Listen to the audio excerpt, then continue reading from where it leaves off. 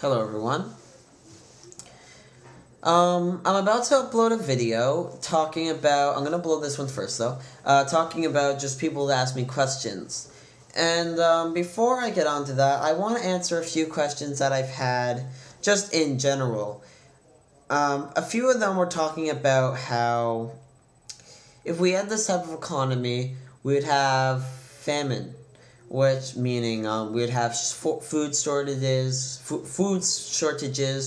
or lack of supply. And I've been arguing that a lot in the comments because people seem to not quite understand the ideology of communism, a resource-based economy, and how life can work without money. People think it won't bring enough want, and running it off computers, they're not sophisticated enough, which I could argue a lot, and that's what I will argue. When it comes to food shortages, some people are saying that technology today is not advanced enough for them to do the proper food, to know how to mix it at the right time, to know how to ship it, to work forklifts. And I would like to point something out. Majority of food you eat, other than cooked stuff at like a fast food joint, like packaged food, is made by machines.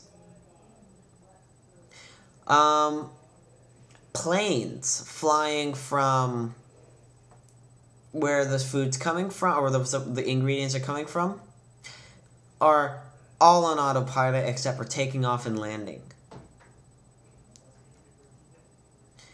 What else is there?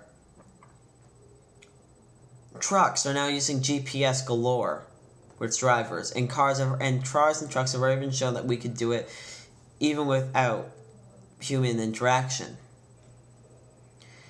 And one argument I've heard was forklifts, how it's cheaper, easier to hire somebody. Well, the point is not to have to hire somebody to do physical labor in the aspect of something they might not want to do. So in price-wise and cheaper, it wouldn't be, because no one really would want to do it in this type of society.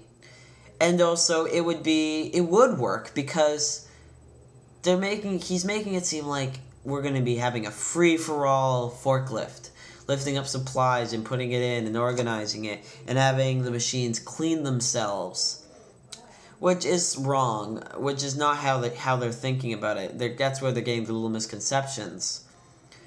In reality, what they would do is it would be running off a track. The forklifts would be on tracks, and you have stuff built for putting up the storage until it's needed. And then after, when it comes to mixing the ingredients, it's already been done for years, tens of years, for most packaged food, so you'll have your food. And along with current day technology of storage, freeze-dry, you will have an abundance, and I mean an abundance, of food. Meaning that we could create hundreds, freeze-dry, it will last for years, and we won't run out of food. If there's a crop disaster, we'll have all this food back up. If a crop disaster is happening in one of the cities in one of the continents, we send a train over with all the needed supplies. It's simple as that. The technology is there to do all this work. And when he's complaining about how they're going to clean each other, build it, you have to also look in this perspective. Cars, how they're made. Military vehicles. They have I think 80 or 90% success rate for getting it 100% on the ball. That means 10% of every car and military vehicle will have a defect. 10%. And a lot of cars are made. That's a very, very small margin, 10%. And then you have, I think it's 99% of computers that are done by computers, like computers that are making computers, like laptops, with laser precision and so forth, are at, as I said, I think 98%. That's 2% of every computer made with this technology that fails. Only 2%. So when people are arguing about that this technology is not advanced enough, please research. Technology is way more advanced than what we're even thinking of in this aspect. But yeah, that's all I really wanted to put out there was for food shortages and the ideology of that. I'd want to quickly add on something though is about cleaning, maintenance, and so forth. We'd still have engineers. We'll still have scientists. We'll still have musicians. We'll still have artists. We'll still have reporters. We'll still have politicians on a minor level. We'll still have mathematicians, teachers, daycare, cooks.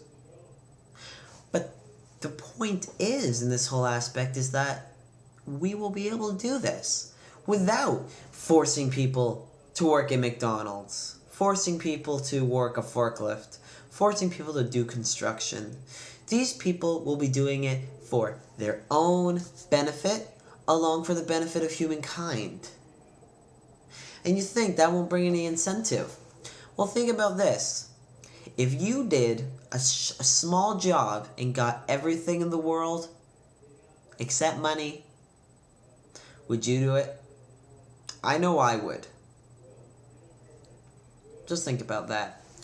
Leave comments and so on, and make sure you watch the video about letting you answer questions. So, that's it for this video. Peace out.